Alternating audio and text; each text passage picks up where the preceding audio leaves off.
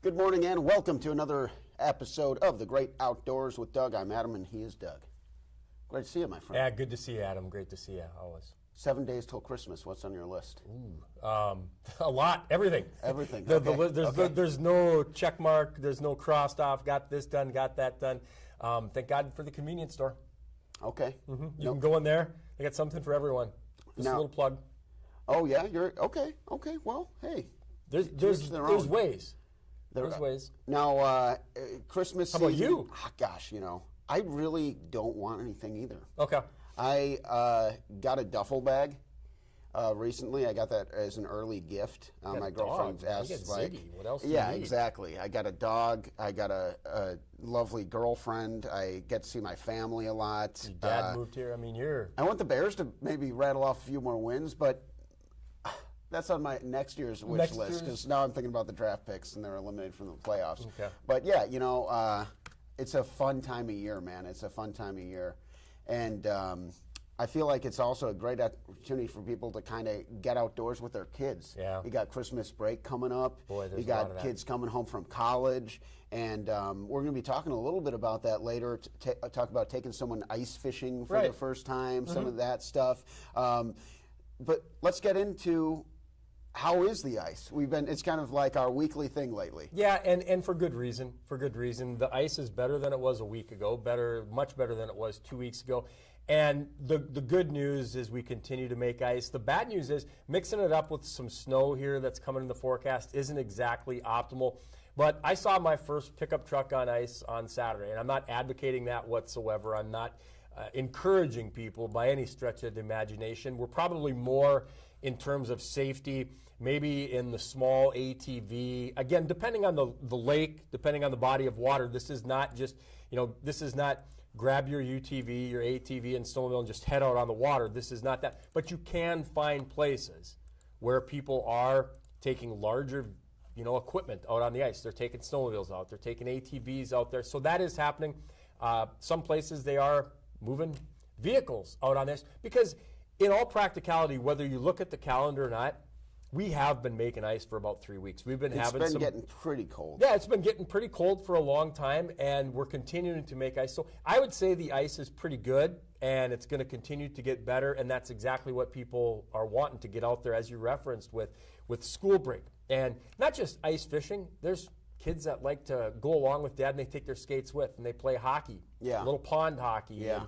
Want to stress safety, and I know in the urban areas a lot of attention being drawn to don't go on the stormwater retention ponds in Grand Forks and Fargo or any place like that. It just stands to reason that there's still a lot of unsafe ice out there. But for the ice fishing, it's definitely been getting better, Adam. Okay, love to hear it. And so, like you said, it needs to be colder for longer. Yeah. It's starting to be colder for longer. Yep. I feel like it's only going to get stronger. I didn't try to rhyme. But if you got the time, step back. But let the man go. Let the man go. But it's early. It is early. But we're getting into that good season. We're getting into that good season, and I always want to go over the reminders on the ice thickness because I feel like you just can't get enough of those reminders. And hopefully people have this down. And right now they're listening and they're like, "Will you quit with the reminders?" No, we're not gonna. We're not gonna. So I believe it was 4 inches safe for one person to walk on. Yeah. And then we're talking 6 to 8 inches, maybe like a snowmobile, small ATV. Correct. And then it was 8 to 12. We're talking smaller car. Yep. And then you're kind of wanting at least a foot for like a legit truck. Right. And think about how much.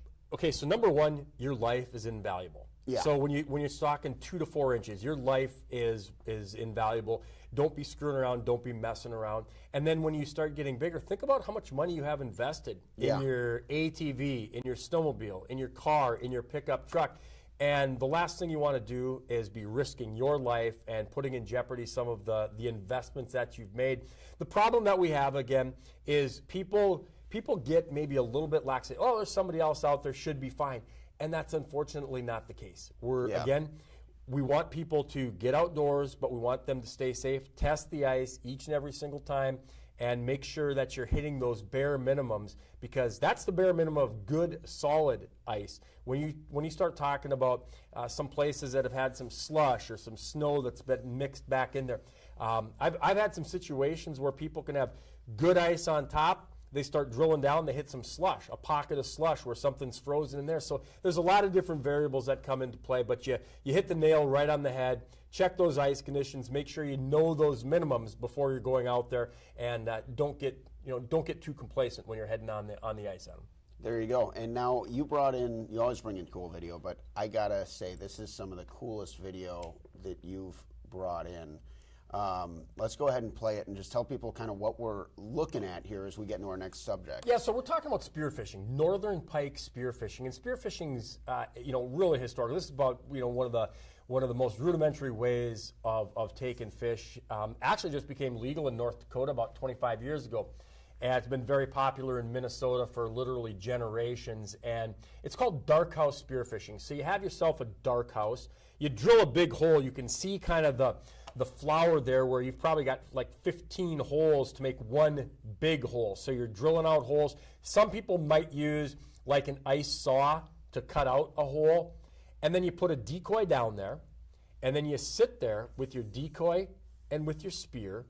And you wait for a northern pike to come in.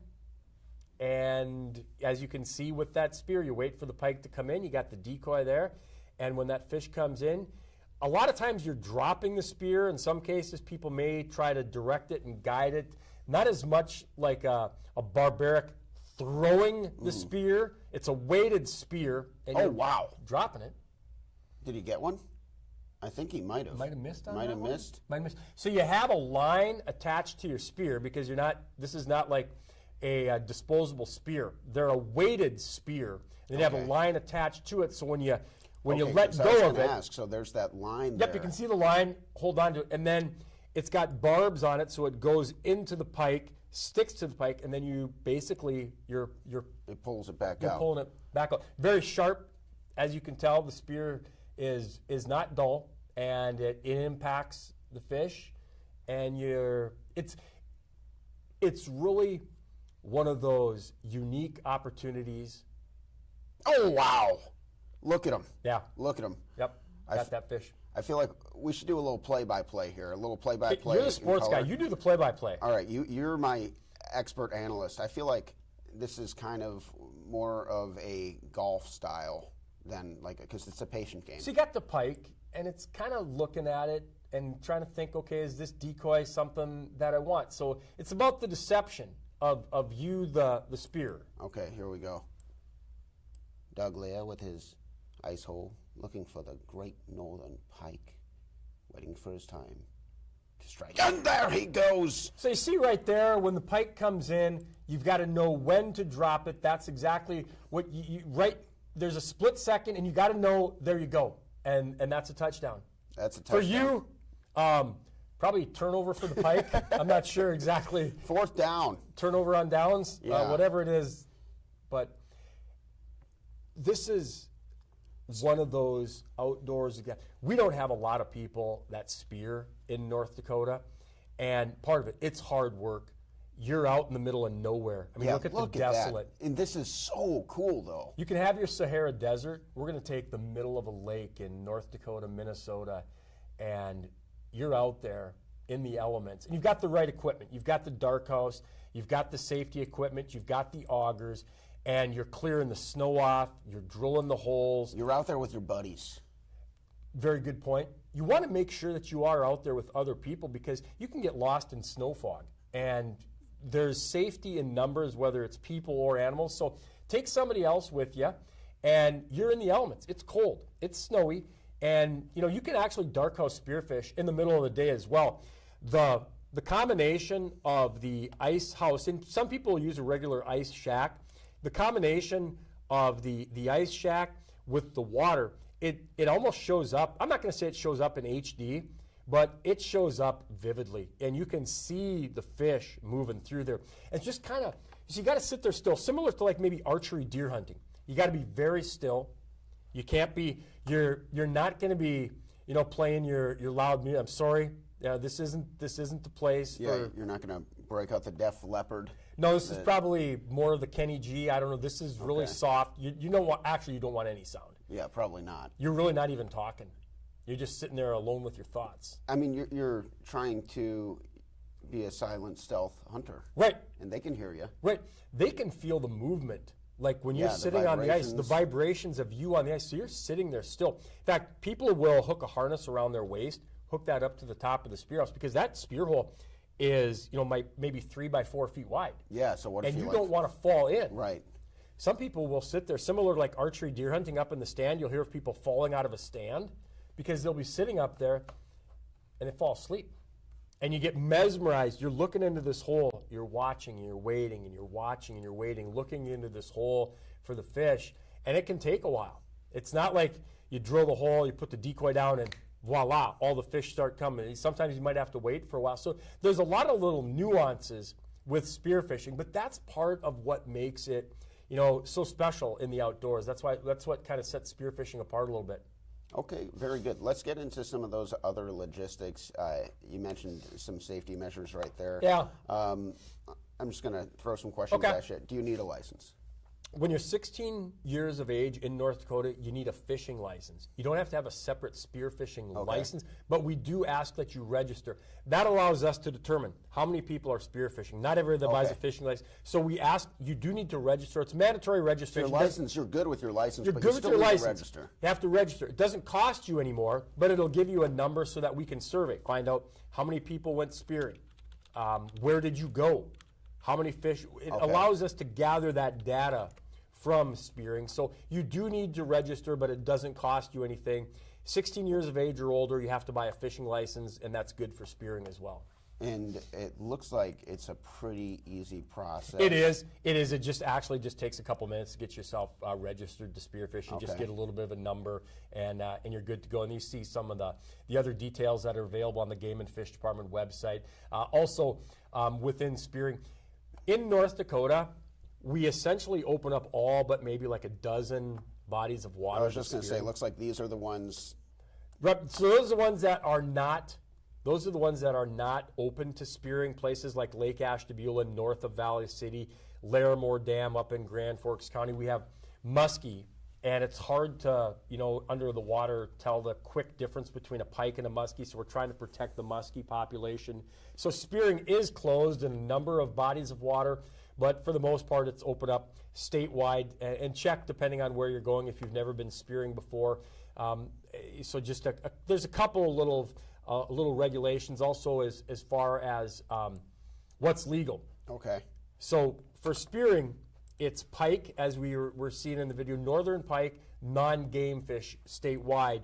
And then walleye are allowed in Lake Sakakawea, and then also in the Devil's Lake system, we do a walleye. Not quite as popular walleye spearing as northern pike. Northern pike are like a predator, as you saw in that video. Like, they're seeing the decoy, and they're getting mad, and they're going after it.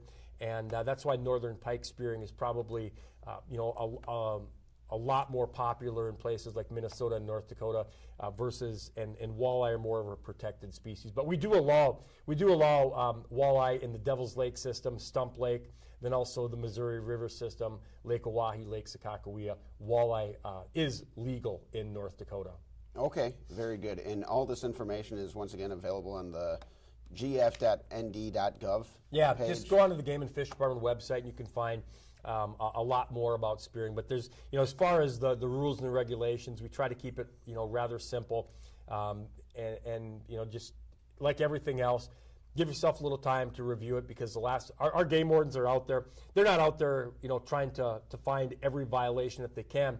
But their job is to make sure that the rules and regulations are enforced. And you're not, well, I didn't know that. Well, you need to take some time. Your job is to review. It's like driving into another state. Yeah. I didn't know that you couldn't use your phone. Well, okay, you need to know where you're at and what you're doing. You need to take some time and to review those regulations. Yeah, you're not at home anymore. Right. Just kind of like, Yep. If you're going in someone's house and they say, take off your shoes, you take off your shoes.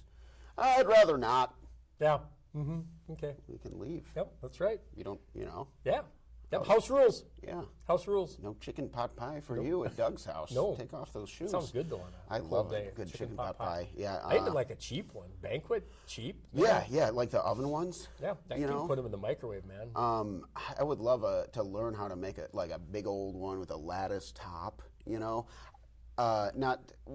can have one rabbit hole. Today it's gonna be winter foods. Lattice top chicken pot pie, shepherd's pie. Also really good winter food. You've got people around here that have connections. Have you been to the Hutterite colony and had a chicken pot pie from the Hutterites? No.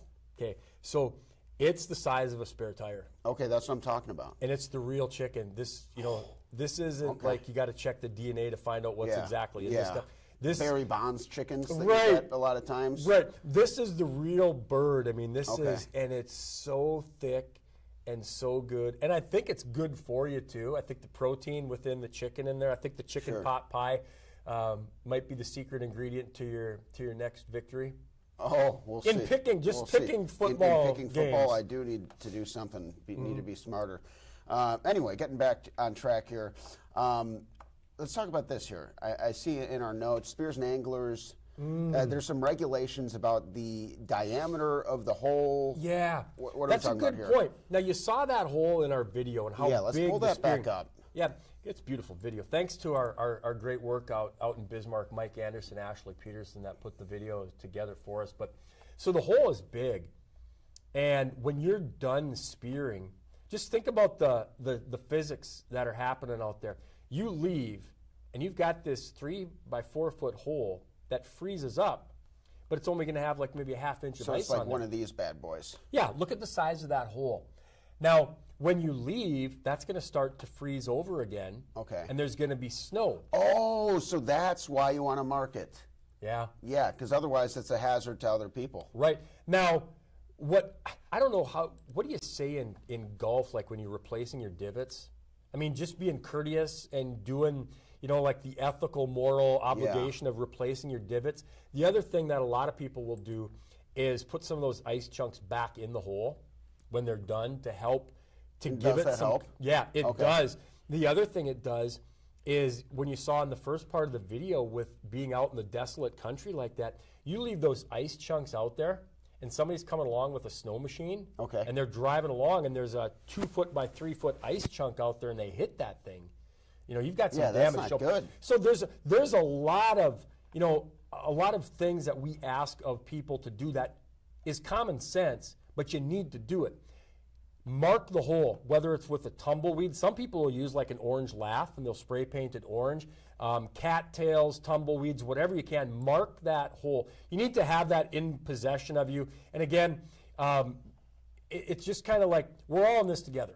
You want to be safe, they want to be safe, so please do that. Have that in possession, mark the hole when you're done, take those ice chunks, put them back in the hole. There's a few things to make things safer for everybody else that's coming out there after you, because even though some people might go out to the same spot day after day, week after week, you don't know when somebody else is going to be coming along with a snowmobile or an ATV and they hit that spot, or somebody could be walking. Yeah. Even if, like in the snow that we get, an hour later, you leave, it snows, it's covered over, everything looks white. You have no idea that there's a 3 foot by 4 foot hole, and somebody could walk and fall right into that hole.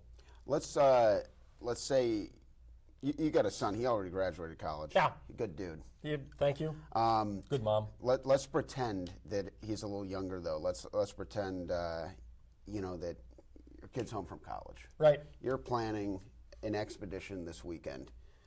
Take me through what it looks like from the planning stages all the way through to have a good, responsible day out spearfishing on the ice. A lot of things actually come into water clarity. Okay. So while every lake is open essentially, except for those dozen or so that are closed, if you've got a lake that nobody's ever been on, there's a good chance it's because it's dirty and it's muddy, and you got to be able to see. So the first That's a really good point. So the first thing you want to do is ask somebody that's been spearing before. Hey, have you ever been out to Spiritwood Lake by Jamestown? Yeah, absolutely. There's some really clear spots. It's a great place to go spearfishing. Boom. You got the starting point.